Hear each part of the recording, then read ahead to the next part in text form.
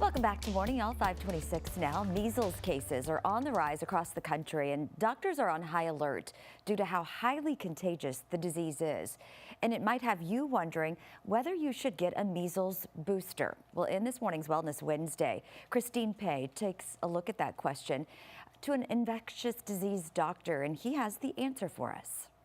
Measles outbreaks in the U.S., including a confirmed case in Washington, has medical circles underlining the importance of measles, mumps, and rubella vaccination among children. But what about adults who got the vaccine decades ago? CDC guidelines say adults who have documentation of MMR vaccination as children should have sufficient immunity.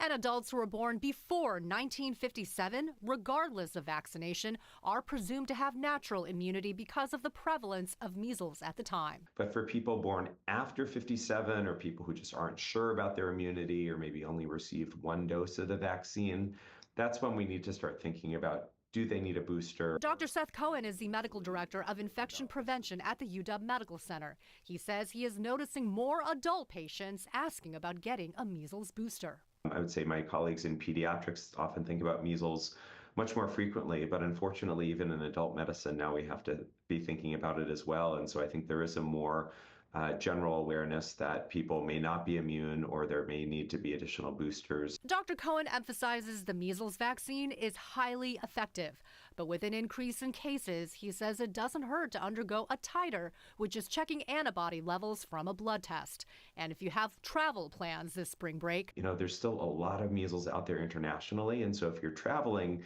it's a great idea to make sure that you're, to go talk to your doctor and make sure that you have enough antibodies in your body to protect you against measles should you come across it. However, Cohen says pregnant women or those with compromised immune systems should consult with their doctor before pursuing a measles booster.